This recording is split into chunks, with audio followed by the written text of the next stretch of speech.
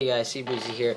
Last time since I made a video, and last video, or I tried to make one before about the PlayStation 4 and the Xbox One, and what I thought about each, which one I thought I was going to get personally, and, the different specs between the both, what they both offer, what they have to offer, why you should or shouldn't. But I was playing Battlefield 4 at the time, and I felt like it was just all over the place, the video, so plus we have new information, so I decided to make another one, and of course Call of Duty Black Ops 2 playing in the background.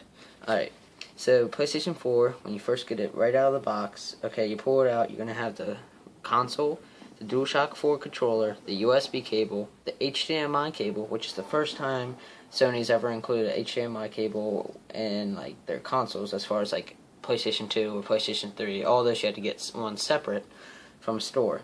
It's going to have a headset for voice chat, but the headset's not too great, and I recommend going out and getting your own. Xbox is going to be the console, the Xbox One controller. It's going to have an HDMI cable. It's going to have its own headset, which isn't too bad. It's not great, but it'll work for the meantime being. Connect 2.0 motion sensor, and really there's live streaming and there's streaming. Okay, the PlayStation 4 offers live streaming, okay, and it uses, Twitch, and it uses Ustream, which you could use the share button that the DualShock 4 has now, and you could commentate and upload your game clips to Ustream or Twitch. Now, Xbox, however, okay, it has built-in streaming.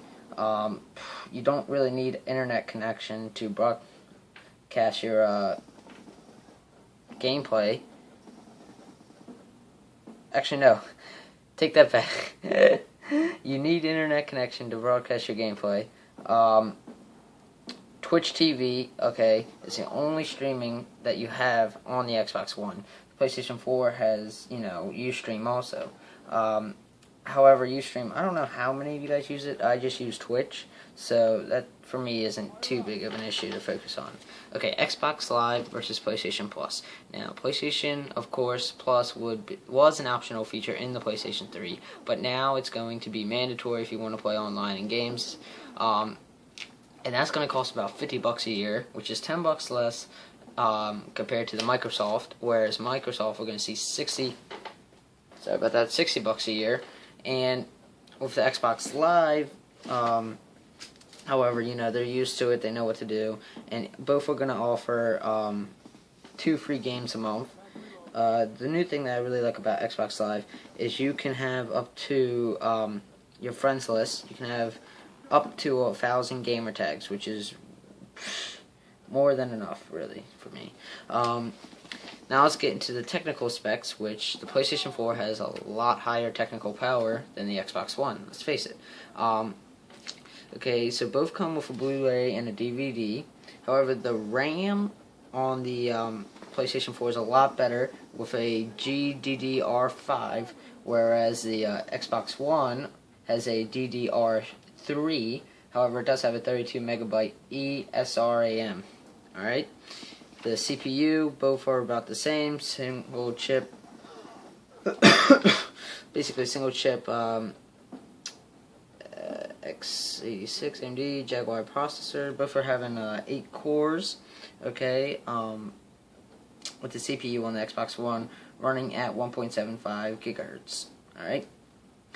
Storage, okay, on the Xbox One has 500 gigabytes of hard drives. However, it's non-removable, whereas the 500 gigabytes on the PlayStation 4 is. Alright, now the max display resolution is 3840 by 2160 on the PlayStation 4, and the other one for the Xbox One is 340. It's basically the same. Alright. You can access your accounts, you can have cross-game chats. Xbox One does kind of in a way require internet connection because your first day, your day one, when you get it, you're going to have to do the day one update, and that's very important. None are backwards compatibility, just a way for them basically to make more money, essentially.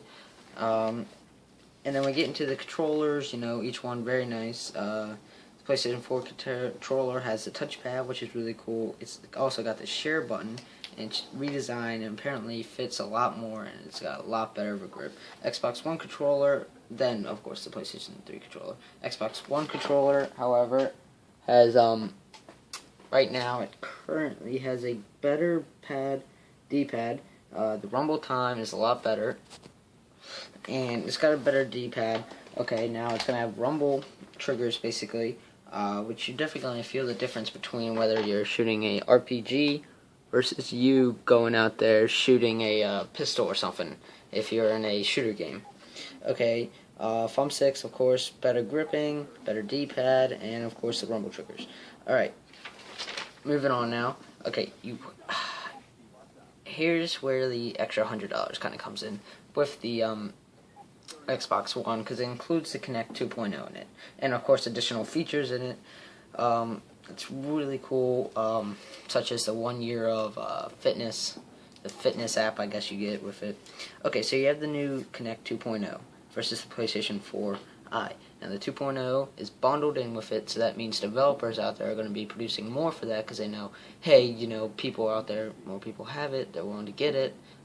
We'd rather make it for that than the PlayStation 4i. Of course, the Kinect, of course, now has a way better eye. Okay, you got motion control, and you know, you could even see you in the dark.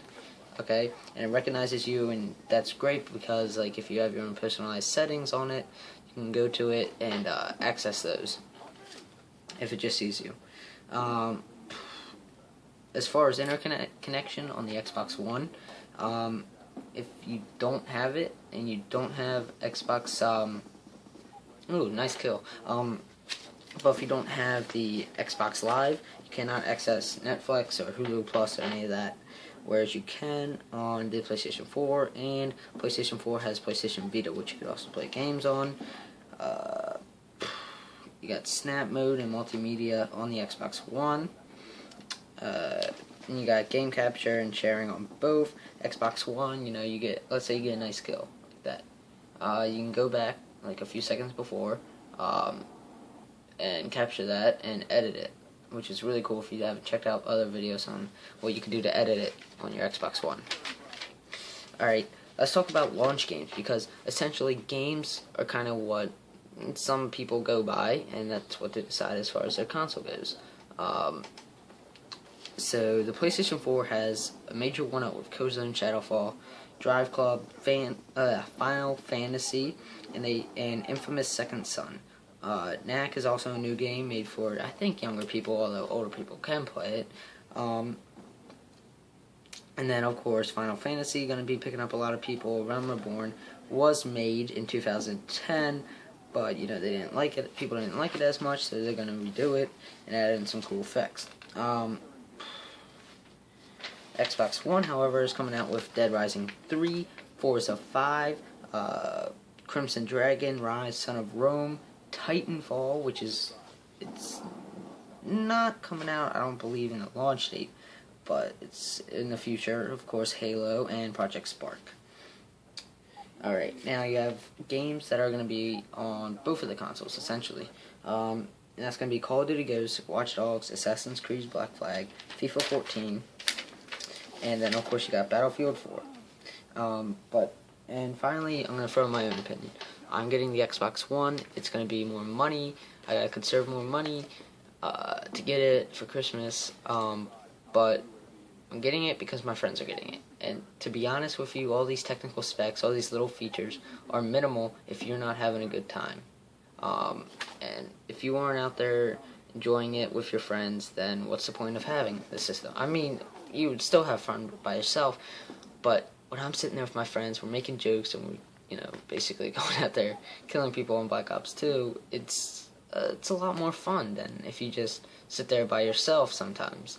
And really, that's what it comes down to. All these little specs aren't going to matter as much if, you know, you're not with your friends going out there having fun. And that's what I'm doing it for. So go with whatever console your friends get. Xbox One in the long run might be better somehow because of the multimedia that you get with it.